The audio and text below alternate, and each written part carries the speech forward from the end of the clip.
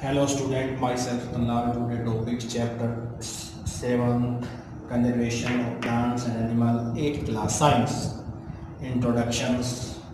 पौधे व जंतुओं का संरक्षण कैसे होता है इसके बारे में बताएंगे हम। पौधे व जंतु प्रकृति में पाए जाने वाले पौधे एवं जंतु अत्यधिक महत्वपूर्ण है। इस प्रकृति में जो पौधे और जंतु पाए जाते हैं उनका बहुत महत्वपूर्ण स्थान होता है। पौधे एवं जंतु परस्पर तो उपयोगी हैं, ये आपस में एक दूसरे के उपयोगी हैं, लाभदायक होते हैं, बल्कि प्रकृति के लिए अन्य कारकों के लिए भी अति महत्वपूर्ण है। प्रकृति में भी इसका बहुत बड़ा योगदान है। जैसे पौधे मृदा को समृद्ध बनाते हैं, जैसे जैसे पौधे मिट्टी को समृद्ध बनाते हैं, जंतुओं के द्वारा छोड़ी गई CO2 पर्यावरण के लिए तापमान के लिए आवश्यक है। जंतु जो CO2 छोड़ते हैं वो पर्यावरण के तापमान के लिए बहुत आवश्यक होता है। पौधे जंतुओं को भोजन, आश्रय, प्राणवायु मीन्स ऑक्सीजन प्रदान करते हैं। पौधे जंतुओं को करते हैं, जबकि जंतु पौधों को भोजन बनाने के लिए CO2 प्रदान करते हैं। इसी तरह जंतु भी पौधों के लिए CO2 प्रदान करते हैं।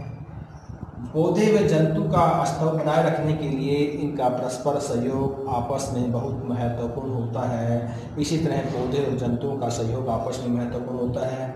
इसी में पॉइंट है वनोन्मूलन, मीन्स वनों को समाप्त करना ही वनोन्मूलन कहलाता है।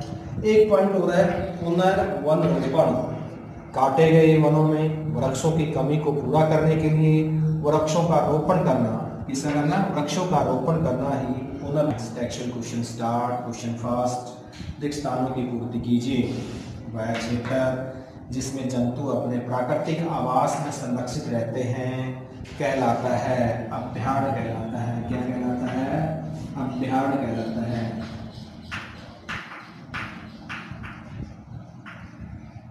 अभयारण्य कहलाता है।